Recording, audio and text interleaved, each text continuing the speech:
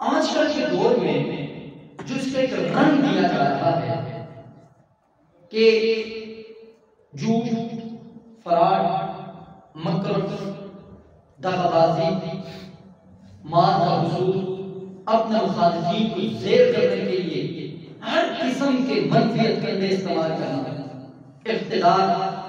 کرسی اور لوٹ مار، کرپشن، ہر طرح کا وہ عمل اس میں شامل ہے کہ جس عمل کی ہمارا دین اسلام سختی سے مذمت اور اس کی تردید فرماتا ہے۔ لیکن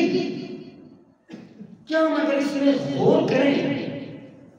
تو کیا واقعتاً یہ سیاست ایک اتنی بری اور اتنی گندی چیز ہے جسے پہلے اصول کی، شرافت کی، دیانت کی سیاست کہا جاتا تھا، لیکن آج کل کے دور میں کہا جاتا ہے کہ شریف بندہ، دیندار بندہ، معزز بندہ اس میں رکھنا۔ تو اگر ہم اس لفظ کے معنی کو دیکھیں تو اس کا مطلب برا نہیں، انتہائی خوبصورت اور بہترین مفہوم اس کا کہ کسی کی اصلاح کے لیے تدابیر اختیار کرنا، مختلف معنی کرنا، کسی شے کا انتظام کرنا، قوم کا ایک سردار مقرر کرنا، مخلوق کے امور کی اصلاح کرنا، رعایا کے امور کی دیکھ بھال کرنا، مملکت کے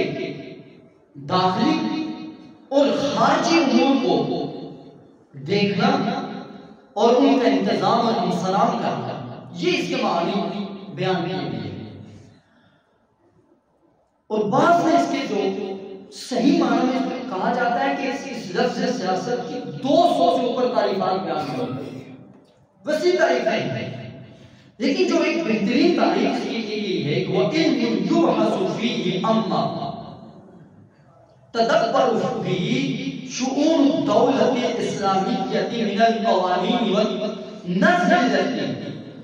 تَتَّفِقُ أُصُولَ الْإِسْلَامِ، کہ یہ وہ لفظ ہے، وہ علم ہے جن میں اصول اسلامی قوانین سے بات کی جاتی ہے، کہ جن کے ذریعے سے ایک اسلامی مملکت کے معاملات کی تدبیر کی جاتی ہے قرآن و سنت کی روشنی میں، اسلام کے قوانین کے مطابق۔ اگر اس اعتبار سے دیکھا جائے تو سب سے پہلے اس معاشرے میں انسانیت کو یہ درس کو ہمارے مصطفیٰ کریم علیہ السلام نے دیا۔ اگر ہم اس دور میں دیکھیں حضور علیہ السلام کے دور میں کہ جب مصطفیٰ کریم علیہ السلام نے نبوت کا اعلان کیا تو اس وقت ان لوگوں میں یہ تصور پایا جاتا تھا کہ صرف اور صرف قوم کا حاکم وہی بن سکتا ہے جو دولت مند ہو، مالدار ہو، جس کا اثر و رسوخ ہو، اور اسی کی اولاد میں وراثت چلتی جاتی ہے۔ اس کے بعد کسی عام انسان کو قوم کا حاکم بننے کی صلاحیت نہیں تھی، اور یہی وہ وجہ تھی کہ حضور علیہ السلام نے اسی معاشرے میں 40 برس گزارے۔ حضور علیہ السلام نے 40 برسوں میں مصطفیٰ کریم علیہ السلام نے جو ان کے روایتی انداز تھا، خاندانی انداز تھا، جو ان کے معاشی اور معاشرتی مسائل تھے کہ غریبوں کو، کمزوروں کو دبانا اور بڑوں کو اٹھانا، یہ وہ نظریہ تھا۔ تو حضور علیہ السلام نے جب نبوت کا اعلان کیا، میرے مصطفیٰ کریم علیہ السلام نے ایک انتہائی جامع تعلیم کی امت کو فرمایا کہ میری امت میں گورے کالے پر کوئی فضیلت نہیں، میری امت میں غریب پر امیر کو کوئی فوقیت نہیں، میری امت کے تمام افراد رنگ اور نسل اور قوم سے